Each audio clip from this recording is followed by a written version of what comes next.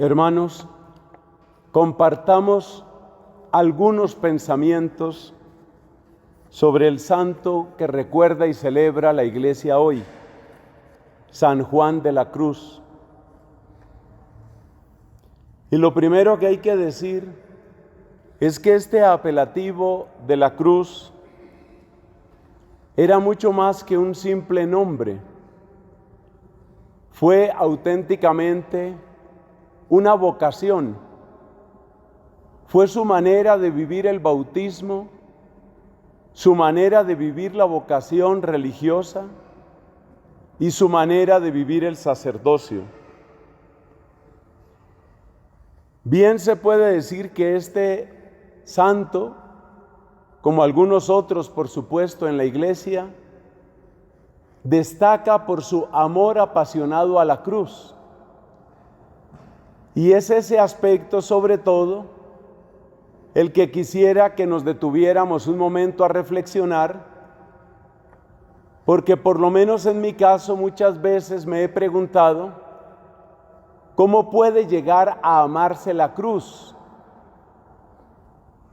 ¿Cómo puede llegar a amarse lo que implica la cruz en términos de rechazo, abandono, desprecio, dolor? Sin embargo, debemos darnos cuenta que el mensaje de la cruz está profundamente inserto en el Evangelio. Por ejemplo, en las bienaventuranzas, Cristo mismo describe situaciones que ya nos acercan al misterio de la cruz. Cuando dice dichosos los pobres, los que lloran, los que tienen hambre y sed de justicia, los perseguidos, nos está acercando al misterio de la cruz. Cuando en alguna ocasión se vuelve hacia la multitud, les suelta estas palabras: el que quiera venir conmigo, que tome su cruz cada día y me siga. Y luego en la primera generación de cristianos encontramos esa misma conciencia del camino de la cruz. Unos cuantos ejemplos nos pueden ayudar. Mira el caso de los apóstoles Juan y Pedro, que por predicar la resurrección de Cristo fueron encarcelados según mandato de las autoridades judías. Estos apóstoles fueron maltratados, azotados. Pero nos dice San Lucas en el libro de los Hechos de los Apóstoles que ellos salieron contentos de haber sufrido por Cristo. En el mismo libro, en el capítulo número 16, encontramos a otros dos que también son espantosamente maltratados, juzgados inicuamente, azotados y arrojados al calabozo. Estamos hablando de Pablo y su compañero de misión Silas.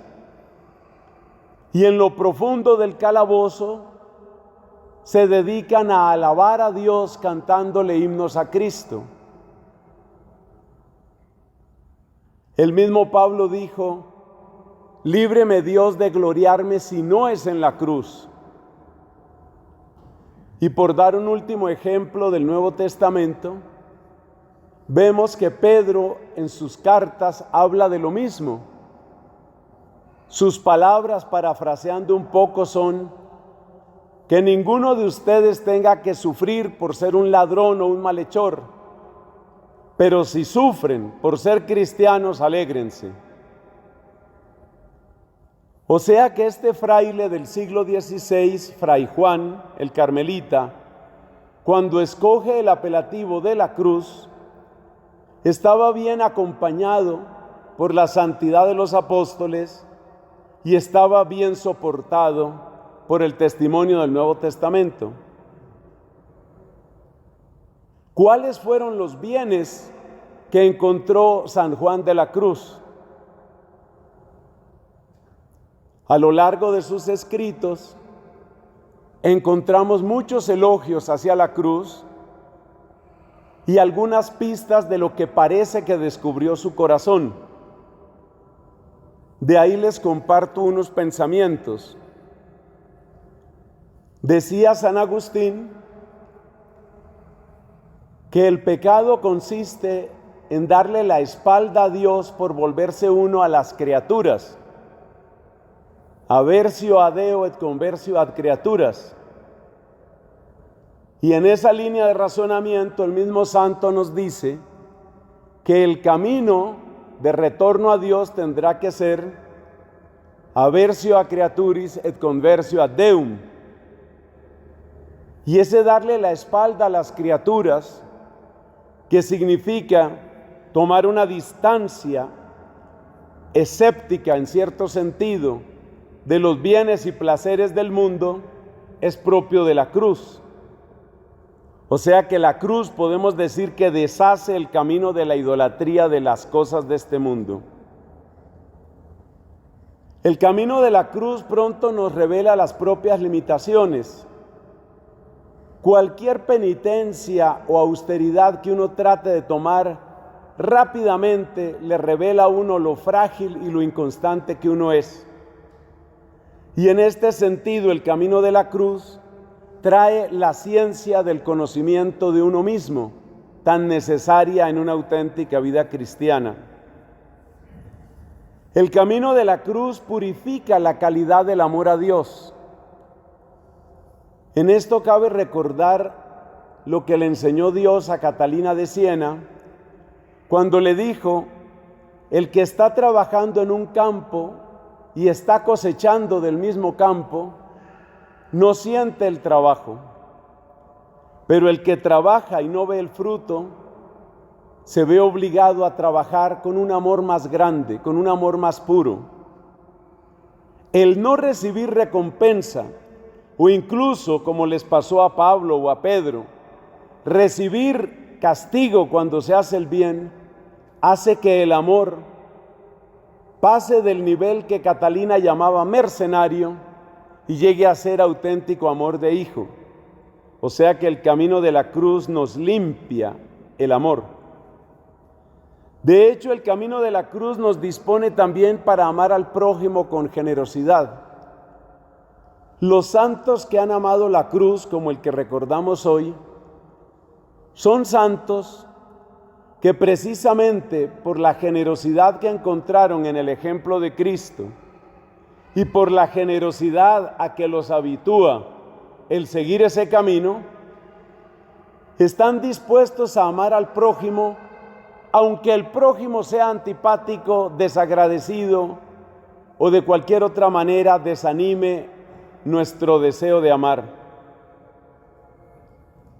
Escribía San Vicente de Paúl refiriéndose a la caridad para con los pobres: no amemos a los pobres porque son amables o agradables.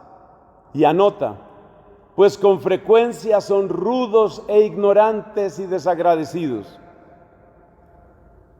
Pero esas características del prójimo que desalentarán al que tenga poquito amor, no harán mella en el que esté enamorado de la cruz, porque está acostumbrado a no buscar un beneficio o recompensa próxima.